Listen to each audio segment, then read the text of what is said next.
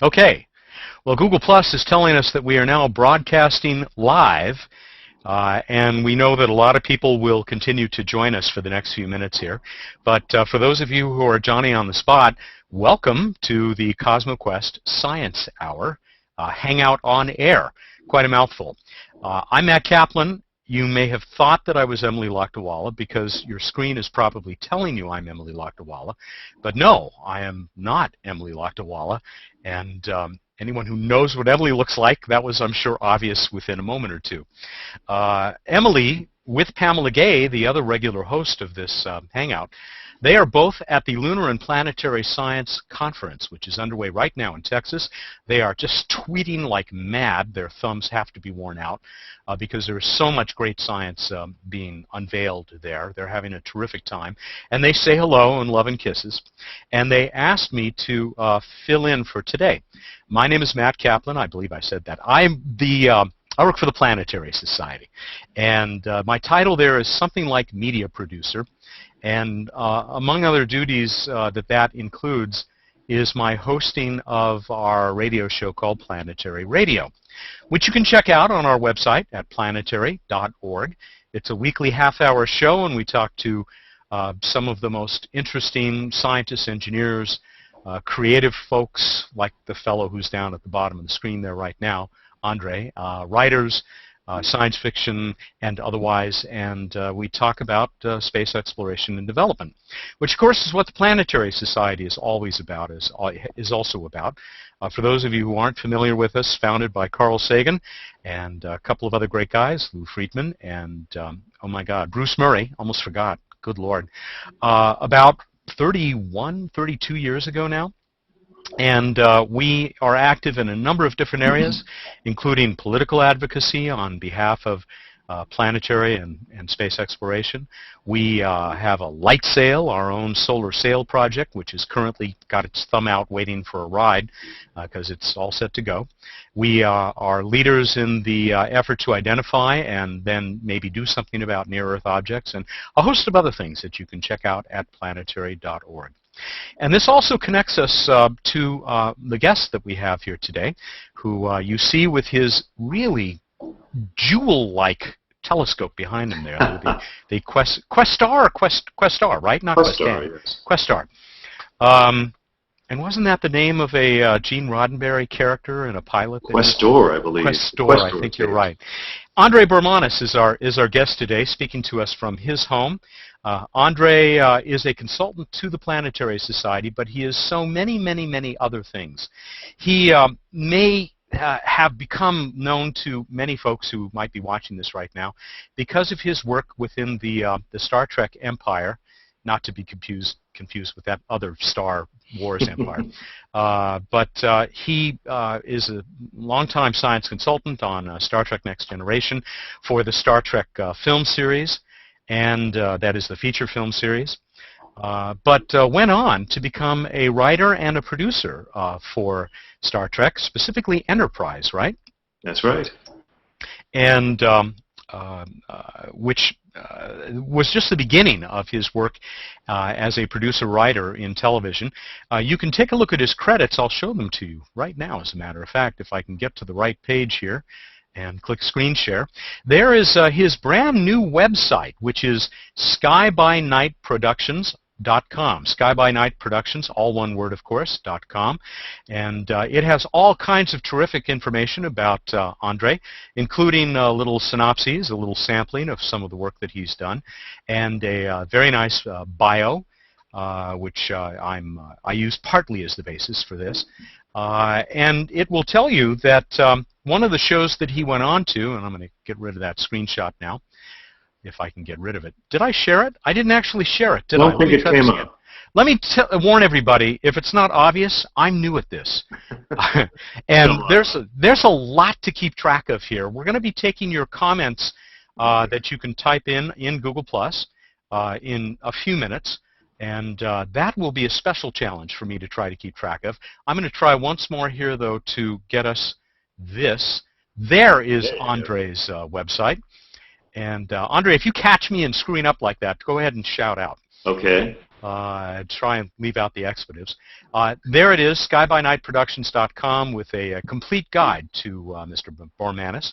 I was about to say that one of the other shows that he ended up working on, helping to create, is, I think, one of two of the best, not quite full-season science fiction series in my experience. The first one being Firefly, which was followed 3 years later by Threshold, a terrific show with a fantastic cast and a great premise, which, you know, the aliens, they couldn't get here, right? So they did the next best thing? Yeah, they basically sent an unmanned probe that was designed to generate a signal that would start reprogramming the DNA of any human being who came in contact with the probe. So basically, they couldn't get here, but they could turn this world into a world populated by their own species, which was their long-range plan, and something that our heroes find out about and, of course, intend to stop. So, and like you said, we had a terrific cast led by Carla Cugina, who was wonderful. Peter Dinklage was part of the cast. Brent Spiner, of course, who everybody knows from Star Trek. And, you know, it was a wonderful experience. Bragi Schutt created the show along with David Goyer, who has gone on to do some of the Batman movies and is a terrific director and directed our pilot. And, of course, Brandon Braga, who I worked with on Star Trek for many years.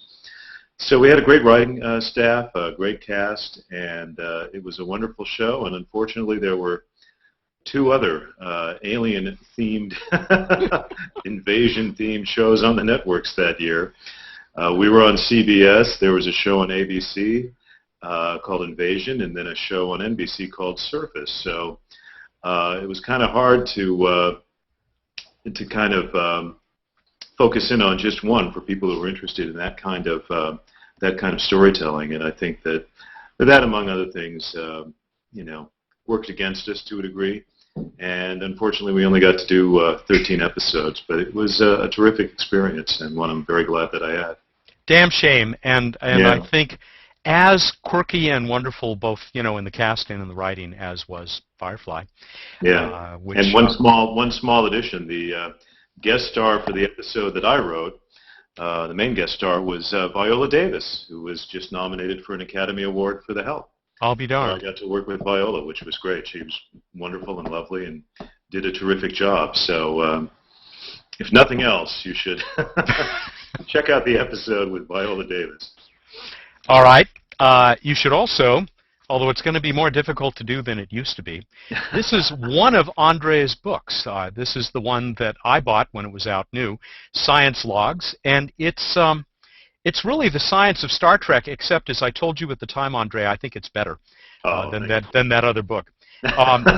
I was happy to learn when I looked it up last night on Amazon that this is now worth $22.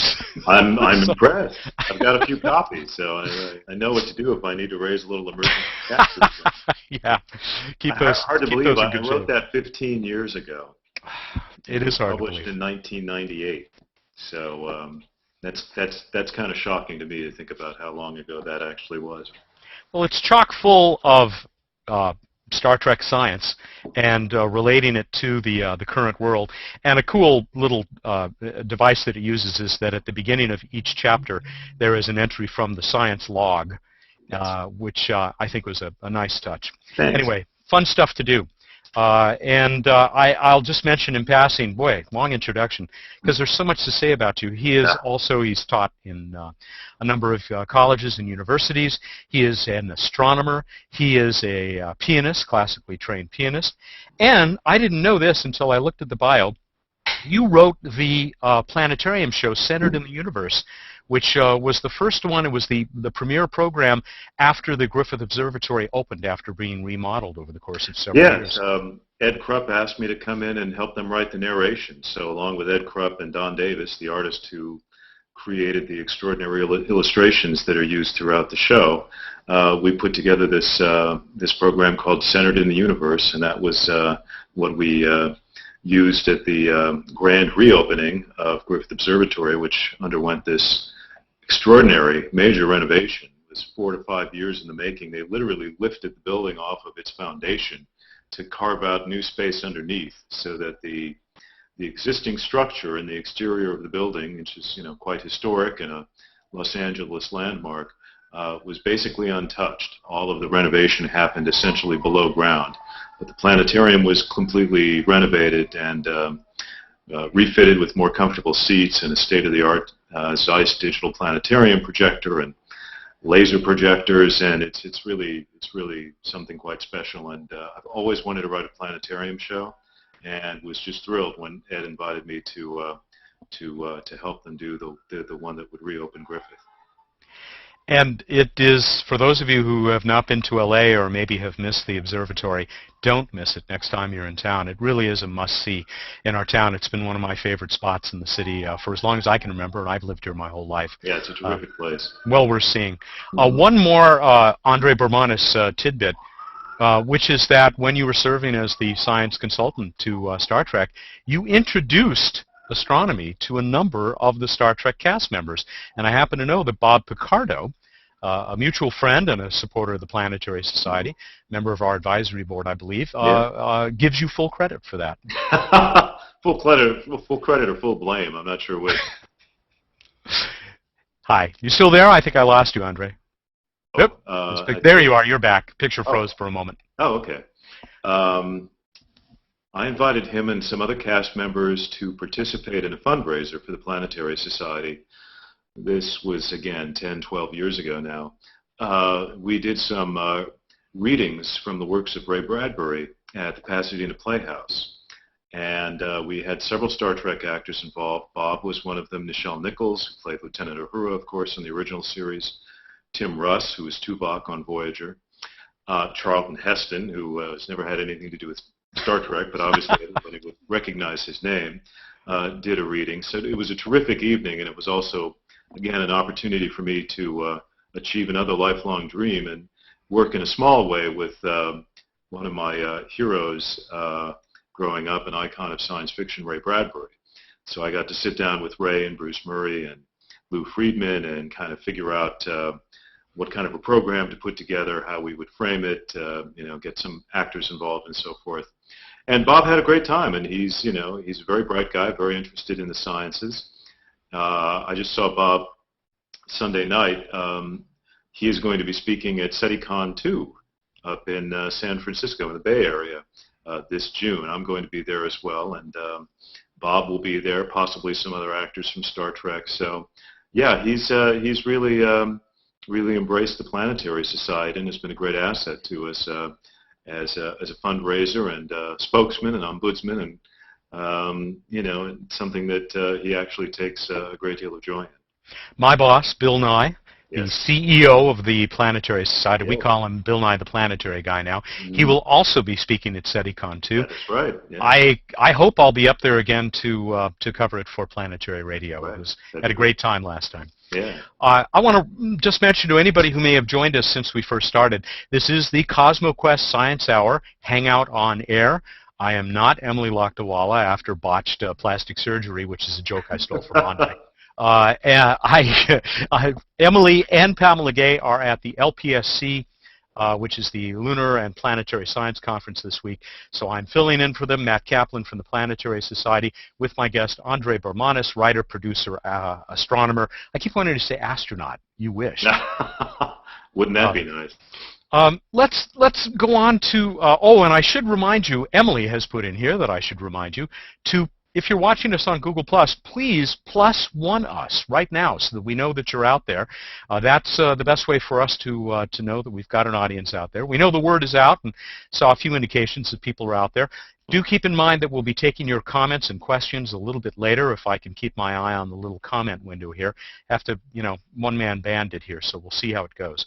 Andre, I had advertised with Emily's help, that we would be talking about really a pretty common theme, and that is the role of science fiction and what we find in science in the real world. And maybe we'll limit it a little bit more, narrow it down to science fiction as it has appeared in television and the movies, which is certainly your areas of expertise. And I wonder, you and I were talking earlier today about this book, Abundance. Yes. By Peter Diamandis Hmm. and Stephen Kotler, which really, I'm only actually through one chapter of it so far, but the book is about a bright future for humanity. Not without bumps along the way, but a future with a tremendous amount of promise and a tremendous amount of goodwill and better lives for even people in the third world through technology, which it struck me that that is perhaps not a theme of a lot of science fiction, but it was a theme that came up constantly in Star Trek. That's very true, and I think that's one of the unique things about Star Trek. It was ultimately a relentlessly positive view of the human future, and I think most science fiction, certainly in the movies these days, and a lot of science fiction in literature, especially during the Cold War era, was really kind of dystopian. They were, a lot of the writers were interested in telling these cautionary tales about what might happen if we don't clean up our act. So they portrayed very dim futures. Fahrenheit 451, a great Bradbury novel, of course, thought independent thinking was something that was essentially outlawed, and so of course they got to get rid of all the books. So firemen were not people who went around putting out fires. They were the people who started fires to burn all the books in the world. If you look at films like Alien and The Day the Earth Stood Still, and one of my favorites from the 50s, all kind of stark warnings about the dangers that are awaiting us in the future in space here on the Earth. Star Trek, sort of tipped its hat toward the idea that, the 20th century, not our best century in a lot of respects, in terms of a lot of war, a great deal of poverty and unnecessary suffering. But the premise of the show was that, in the future, things are going to be much better.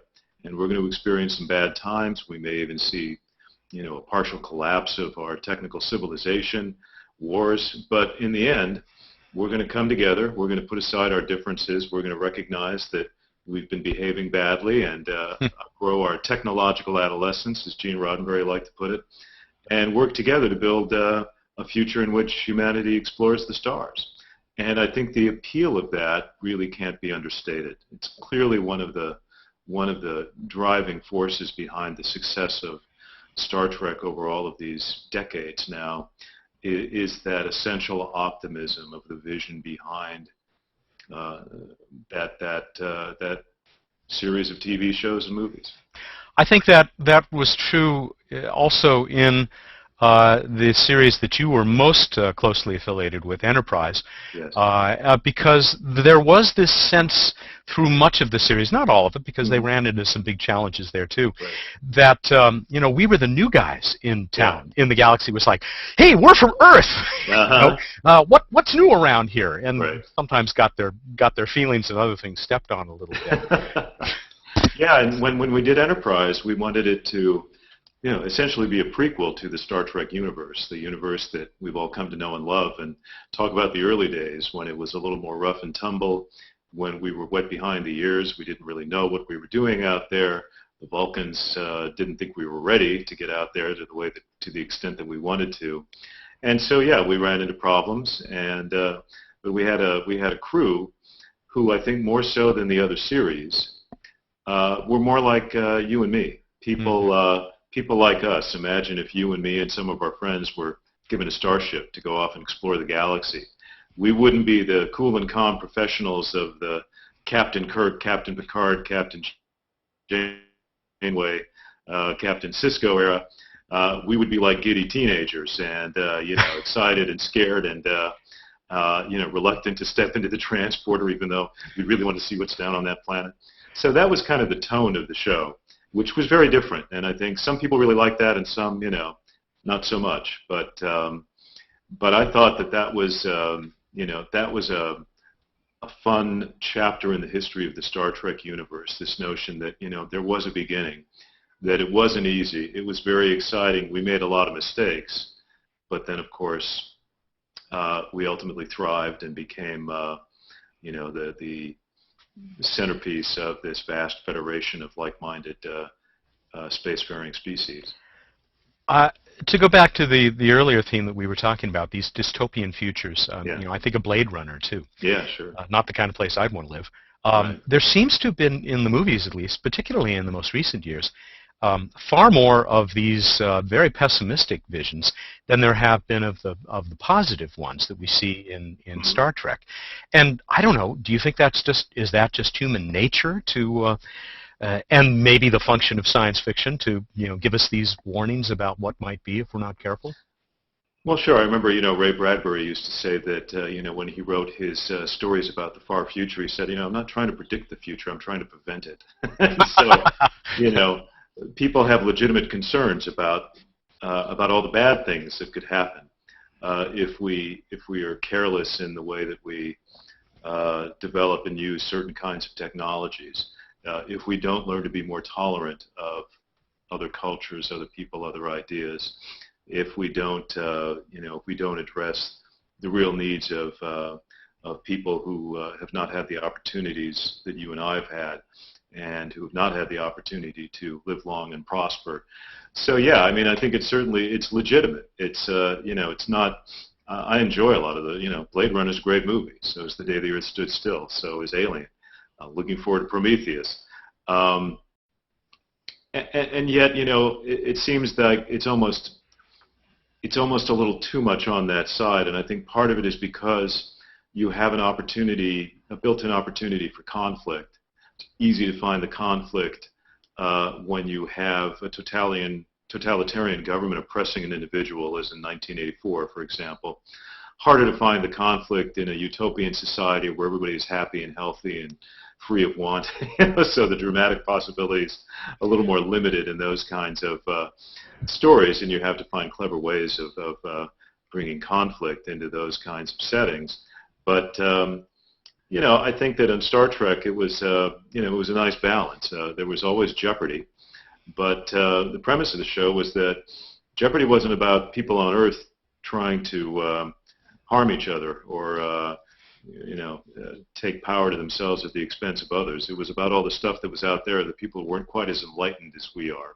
So I think that's, again, the fundamental difference with Star Trek as opposed to some of these other science fiction stories and films that we were familiar with. I guess we should mention Deep Space Nine as being a slight veering off course of that, because it did seem like they wanted to present a somewhat darker vision of the future, and even to the point where maybe the Federation wasn't quite as benevolent as it had been. Well, they did, yeah.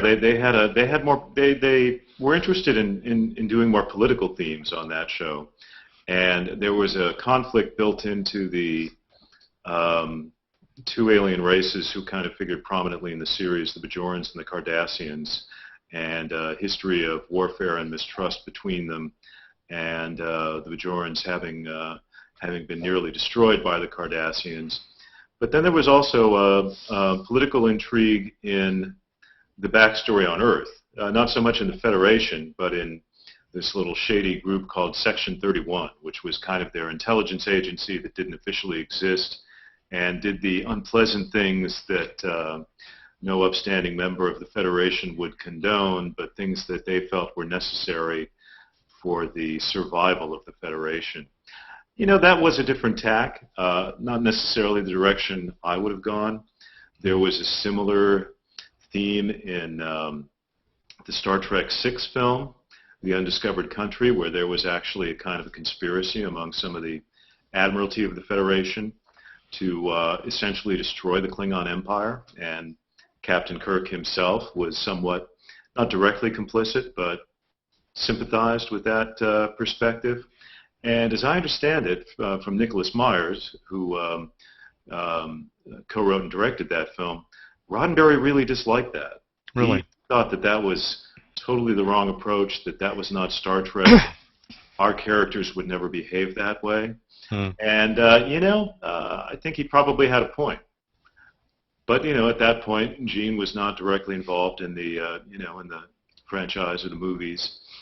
They wanted to, explore some different areas, push back some boundaries. And, I think overall it was a good film. But I also sort of, I have to say I kind of winced, for example, after the there was a dinner scene where the Klingons were invited over to dinner, and they beam off the ship, and our crew, Kirk and Spock and Uhura and those guys were kind of like, ugh, God, they're gone. Oh, that smell, ugh, you know.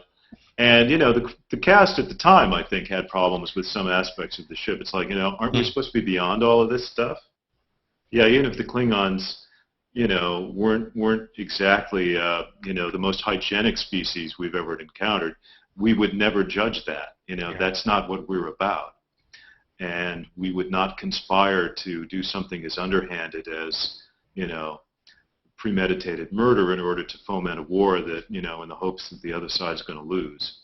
So yeah, I mean, we have certainly gone off in some different directions and taken some risks on Star Trek that probably are not in the spirit of the original. But on the other hand, after you've done, you know, 500 episodes of the various series and 5, 6, 7, 8, 9, 10, 11 movies, you know, you start to look in some unexpected places maybe for inspiration. I thought 6 was a well-directed film. There were a few elements that disturbed me, even some minor things like running through the kitchen and looking for something in boiling pots of water, which just didn't seem right.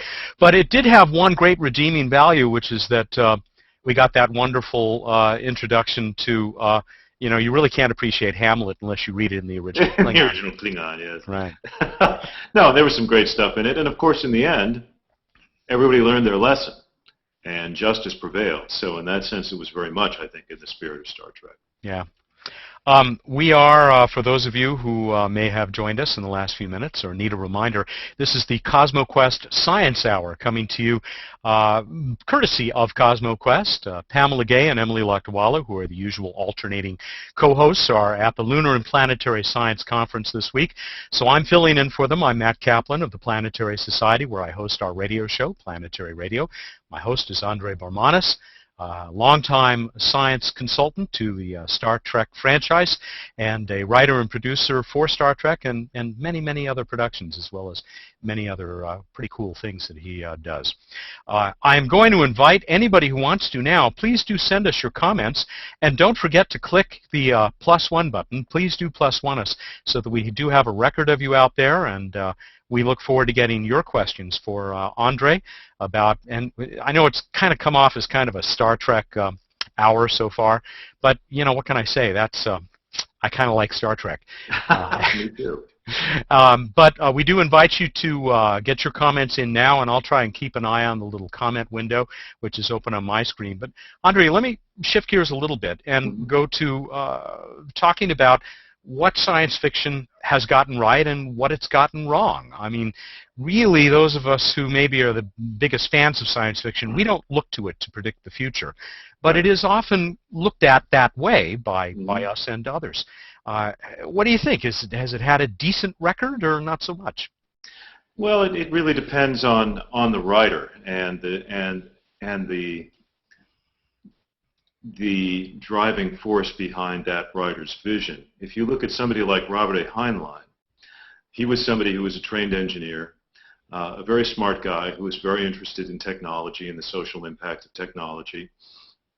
And he knew his stuff when it came to astronautics, when it came to weaponry, and his novels, the ones that specifically dealt with space travel, flights to the moon, the planets, and so forth, he really made a point of trying to use the best science of the day in making the worlds that he was inventing feel as real as possible. And you know, whether he predicted you know, when human beings would land on the moon or when we would colonize other planets, or whether there was life on Mars or Venus, well, you know, he was a creature of his time, and I don't think that anybody in, say, the 1940s, 1950s even, would have anticipated that before 1970, human beings would walk on the moon.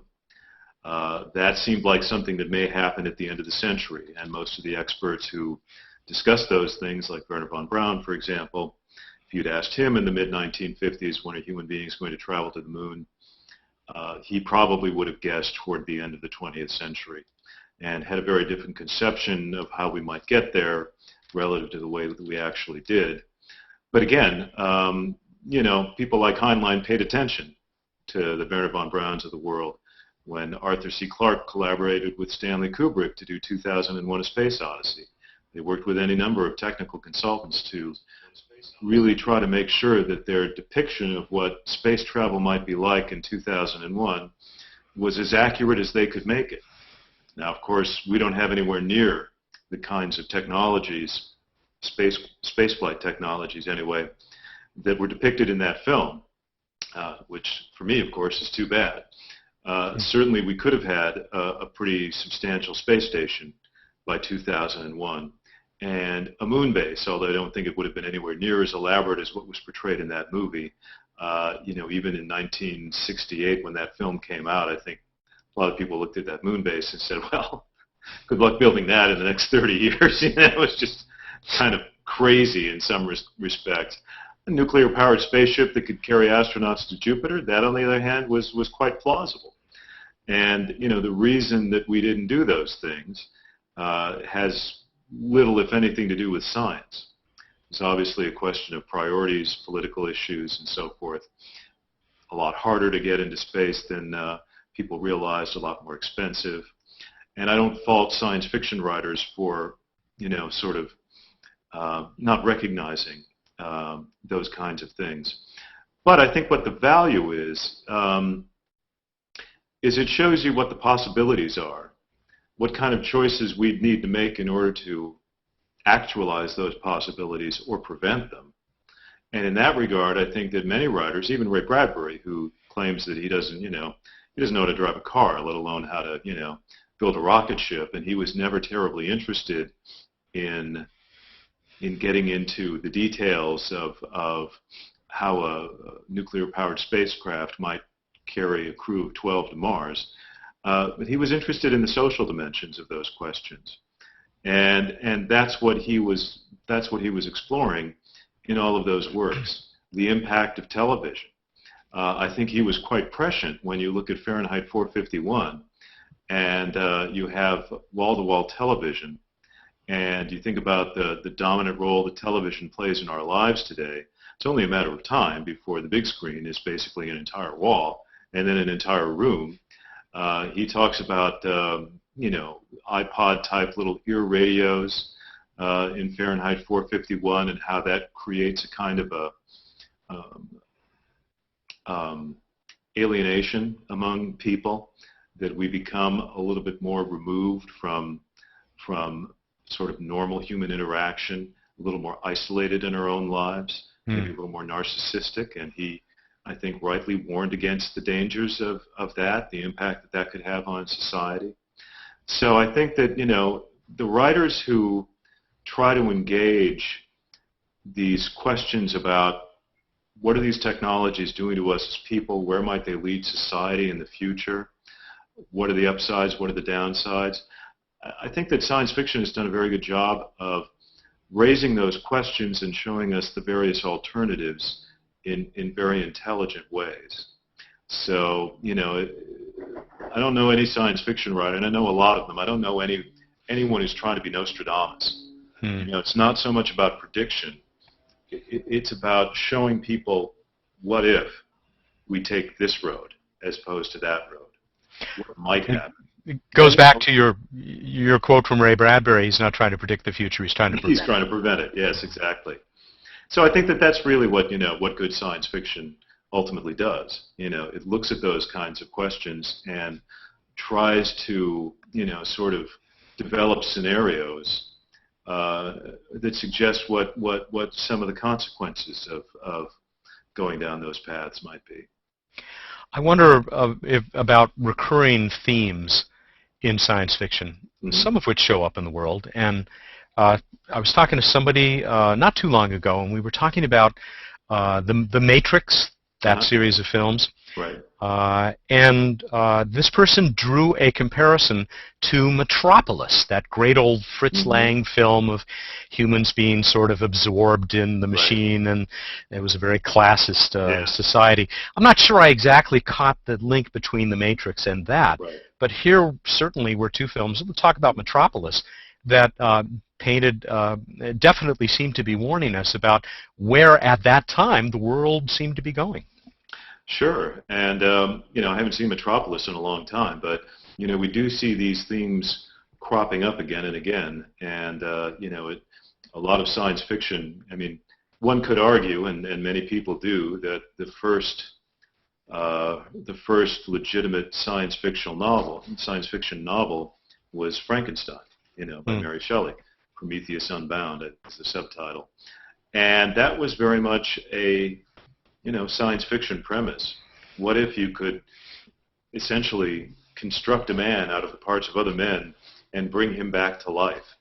A lot was happening in the 1800s with respect to medicine, biology, anatomy, and physiology. We were beginning to understand more and more about how the human body works.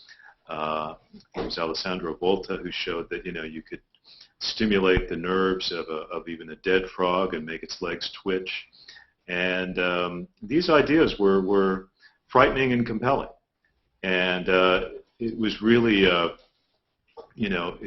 part of Mary Shelley's genius to recognize that whether or not you can actually bring some dead being back into life, we are developing extraordinary new capabilities in medicine and biology that may have unintended consequences that we will find particularly difficult, if not threatening. And so, if you look at science fiction since Shelley's sort of seminal novel, then I think you see that those are the kinds of questions that keep cropping up, whether it's in the area of space travel, exposing ourselves to the dangers of space, maybe bringing some of those dangers back here to the Earth, like the Andromeda strain. Whether you talk about the collapse of civilizations, dystopian futures like 1984 and Blade Runner, or things that have more to do with our own sense of reality. What makes us human? What defines what we call real? That was certainly a big theme in a lot of Philip K. Dick's work. The Matrix picks up on that, obviously. The red pill and the blue pill. Ultimately, is reality just what we perceive with our senses? This table that my laptop computer is sitting on certainly seems solid. Fact is, it's mostly empty space. That is something that we learned about through science. And that's a pretty strange thing. What else might we learn that would have that kind of a profound effect on our perception of reality? So, all of those themes, what it is that these discoveries and technologies do to us as human beings, as a society, whether it's in space, whether it's biology, whether it's creating replicants, human beings who are purely synthetic and don't live as long as we do and don't necessarily have the same rights. Time and again, those stories always bring us back to these fundamental questions about, who are we, what are we like as a society, what is real, what is right, what is fair, and because science is an endlessly advancing process, I think science fiction as a literary form will never exhaust all of those possibilities. To bring it back to Star Trek, as we inevitably would, there were wonderful explorations of what it means to be human throughout the franchise. I think of, from Spock to Data to Seven of Nine. Right. I think even, you had a Vulcan character in Enterprise who seemed to be torn between her Vulcan heritage and being surrounded by these humans all the time who were having undue influence on her. Yeah, Star Trek, we always had a character who provided that outsider point of view, and primarily to be able to kind of comment on the human condition from a different perspective. And I guess that's the kind of thing that an alien might be able to get away with that a human couldn't. I remember there was a line in the original series, I think from one of the early Season 1 episodes, where there's a man who's been beamed aboard the ship. He sort of smuggled himself aboard. And he was in the middle of some kind of psychotic break. He was, totally crazy. And then we find out subsequently that he was a psychiatrist from this sort of psychiatric colony that was sort of the repository of all of the sort of hard cases that even 23rd century medicine couldn't quite deal with. And when Spock sort of finds out about this, he's like, he says to McCoy, "Interesting, you human beings celebrated organized violence for centuries, and yet you condemn those who practice it privately." Now, coming from somebody other than Spock, coming from a human character, that line would be a little hard to swallow. But coming from an outsider, wow, that's pretty much a stunning line that makes you think. Didn't Roddenberry say that he, put this story in the future because he wanted to talk about themes that he couldn't put in a present day story? Oh, absolutely. In fact, he already had a kind of a history of that when he was writing for shows like Have Gun, Will Travel, or some of the other, the TV westerns that he wrote for when he was making his living as a freelance writer.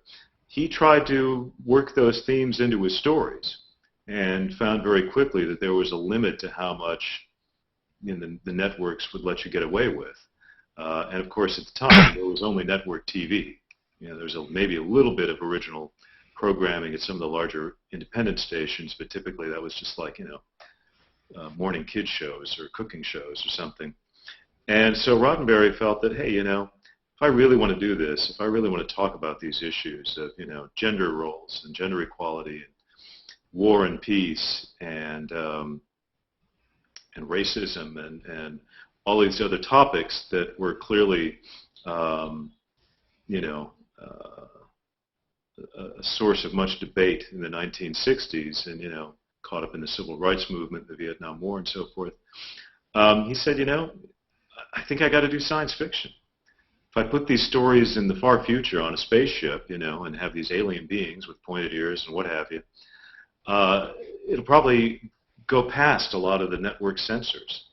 They'll dismiss it because it's science fiction, and if they don't take it seriously, they're not as likely to kind of censor me. Now, he did occasionally have some problems with the censors, as it turns out, but it was also just a much better way to sort of enhance the sort of the craziness of some of the things that were going on in the world, and saying, look, how absurd is it to judge somebody by the color of their skin? How absurd is it to assume that women can't do pretty much anything that a man can do just as well? These are assumptions that, for whatever reason, have been around maybe for centuries, but we're becoming more enlightened in recognizing that these things are false. And science fiction is a great way to show you the absurd extreme that brings you back to that sort of, wow, I really hadn't thought about it that way before kind of revelation. Let me remind everyone that you're watching the CosmoQuest Science Hour Hangout on Air. I'm Emily Lakdawala, and if you'll buy that, you're probably, I don't know, maybe you are a science fiction reader. But Emily and Pamela Gay this week, your regular hosts of the program, are at the Lunar and Planetary Science Conference in Texas, which they will no doubt be talking about over the next week here in video, and they're tweeting like mad about it right now. I'm Mat Kaplan from the Planetary Society. My guest is Andre Bormanis, science consultant to Star Trek and many other outlets, and writer and producer of a number of the most interesting speculative fiction programs that have been on recent television. I am, as I said earlier, a one-man band here, and I am afraid that I'm probably getting the comment capability wrong somehow. So I apologize to those of you who may be trying to post your comments in Google+.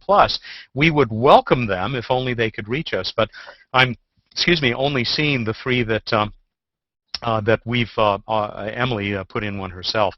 So I do apologize for that, but certainly hope that you're enjoying the conversation as much as I am. Andre, we have about 15 minutes left. I want to go through one other grand theme in science fiction, Mhm. and that is, the close encounter or the first encounter. And we don't really have anything in the real world yet to compare it to, although the SETI Institute and other agencies like the Planetary Society continue to work toward that first encounter with alien and hopefully intelligent life. Right.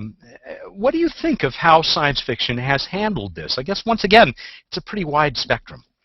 It is, and for the most part, science fiction has treated contact with alien life as a metaphor.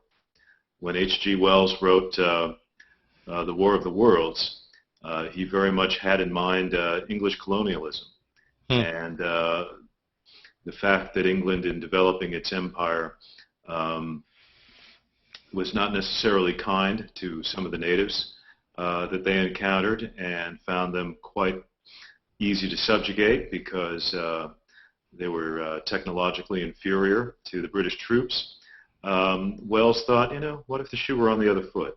What if we were the ones who were invaded by people who were technologically superior? How would we feel about that?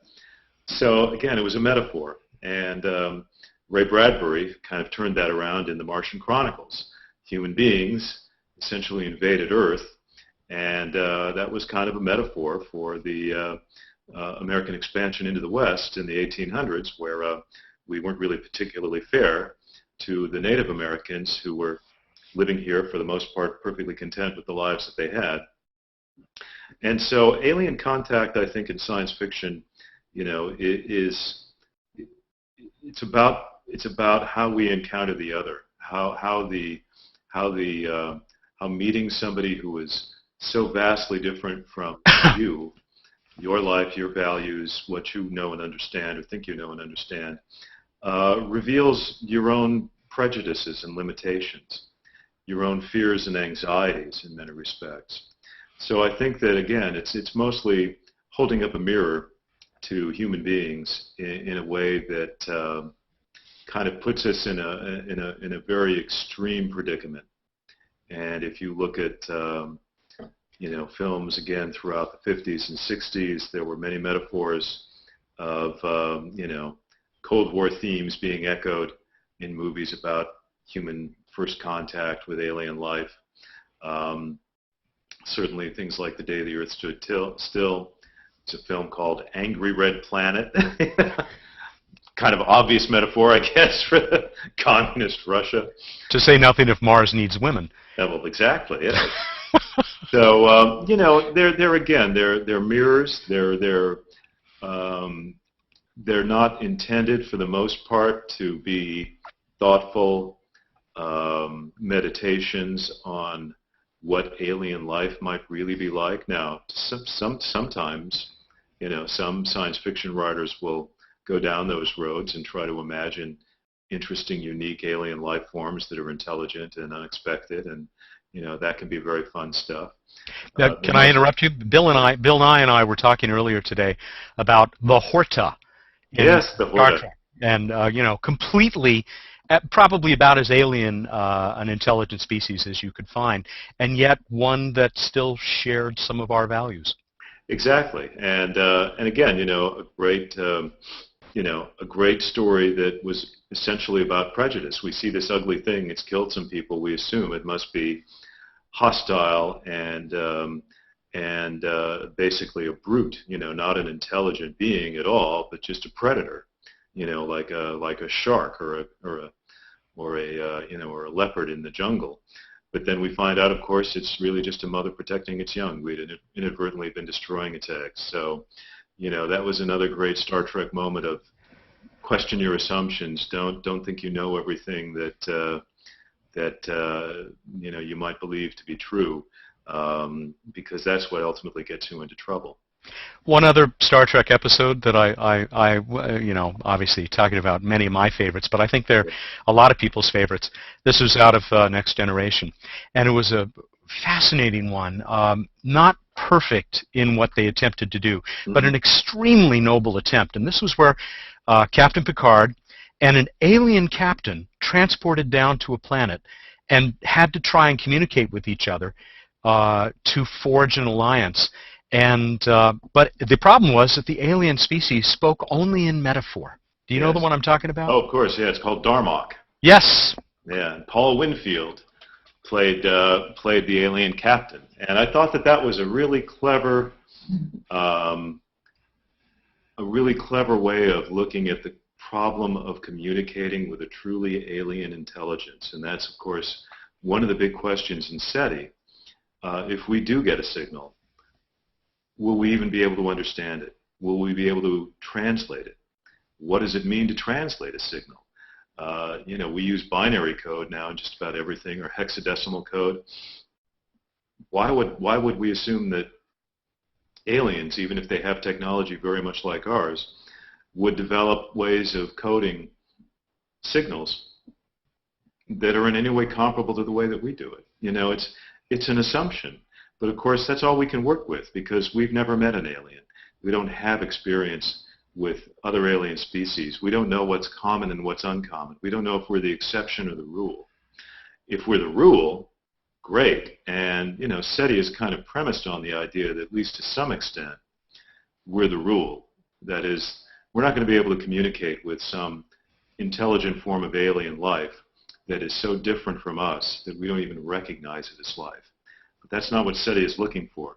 SETI is looking for civilizations that have evolved pretty much the way that we have and have moved through a stage where they have astronomy, mathematics, and physics, and they've built devices, radio telescopes, transmitters, electronic devices that may have been implemented somewhat differently than what we've done, but are based on an understanding of the same basic principles of physics.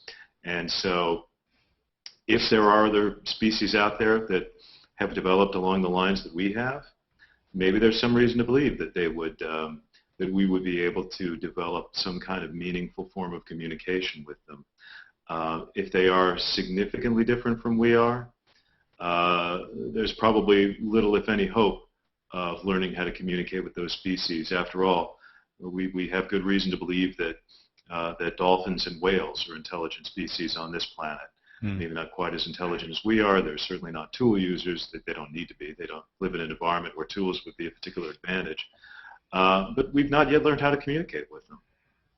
If most of the intelligent life in the universe is like whales and dolphins, it'll be a very long time before we make any kind of contact with those life forms.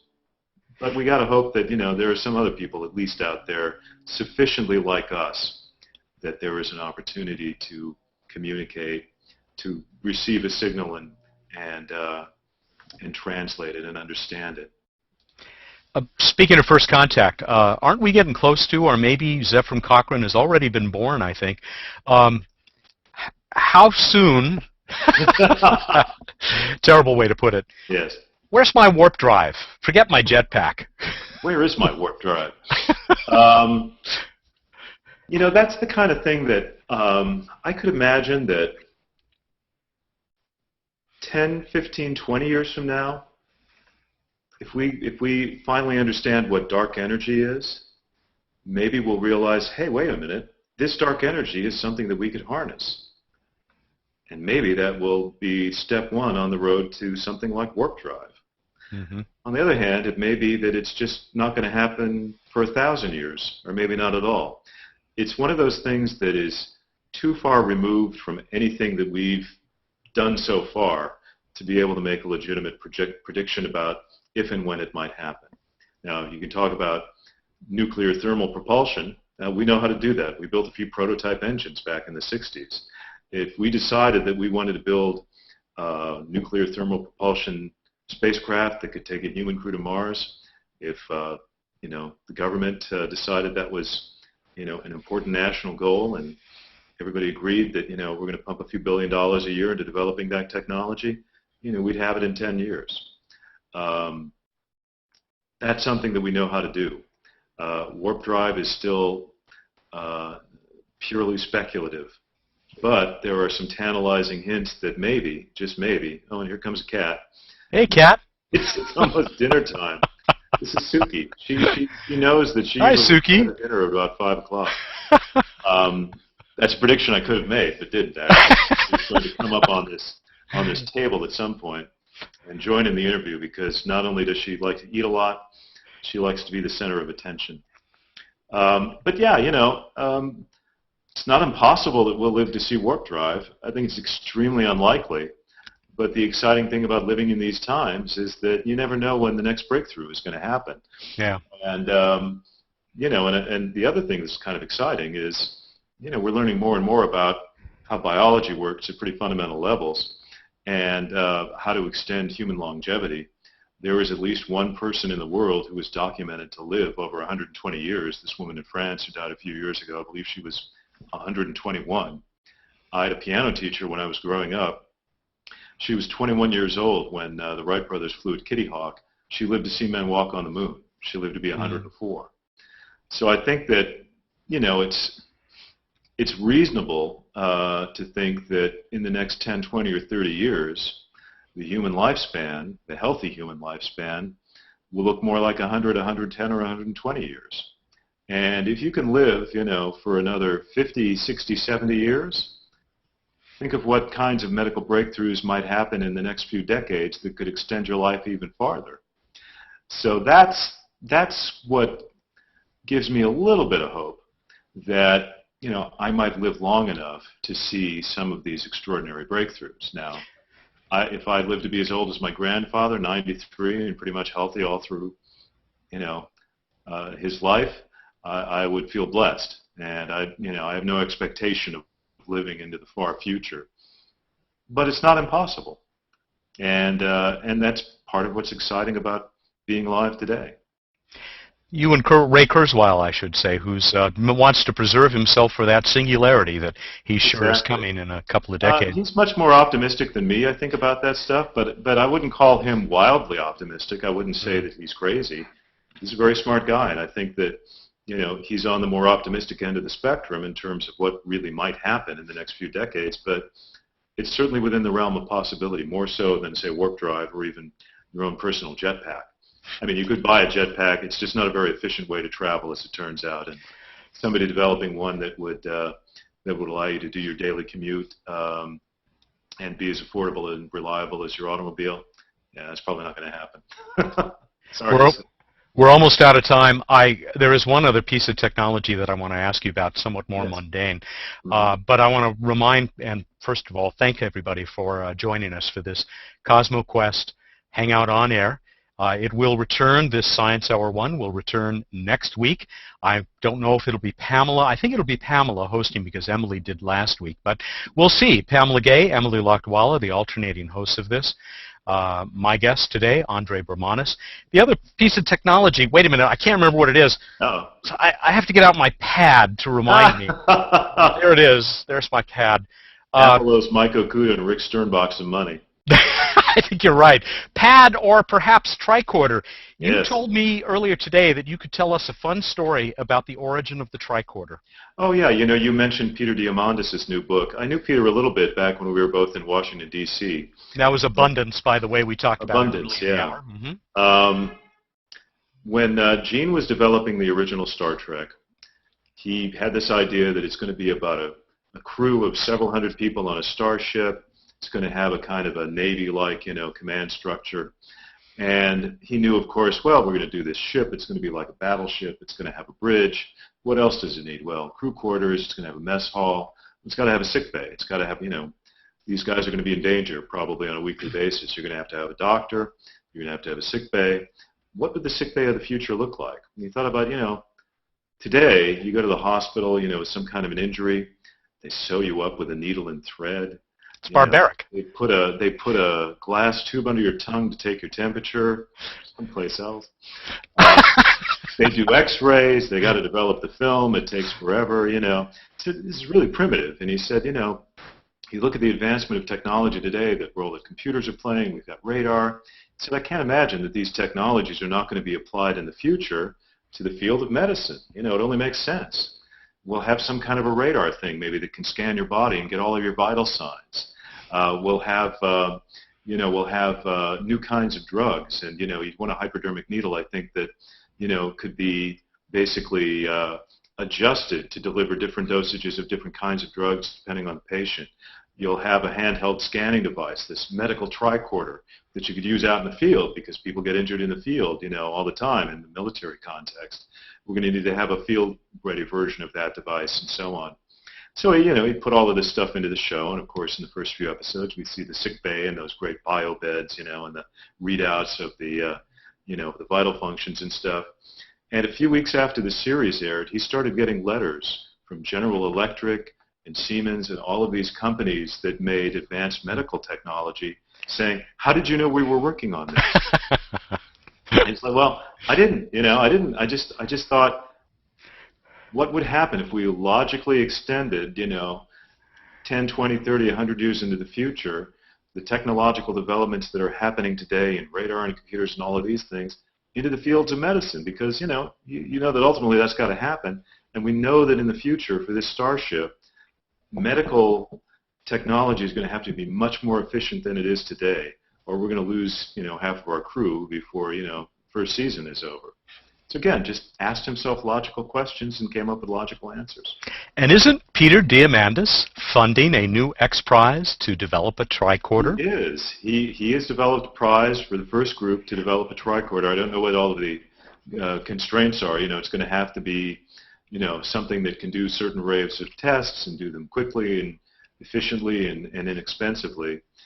Peter, as you may or may not know, is an MD. He went to medical school, so I don't know if he ever practiced medicine because he got very interested in aerospace, space travel, and all these other things. But his first X Prize was a big part of the motivation for Burt Rutan and his group to create Spaceship One. And his new X Prize, I think, will hopefully have the same impact on medical technology. And before too long, you'll go to your doctor and he'll do an exam with a tricorder, which I think will be great. Andre, I've got 2 and coming up on 3 minutes past the hour now. I have never had less than a terrific time talking with you, and this hour has added to that. Thank you.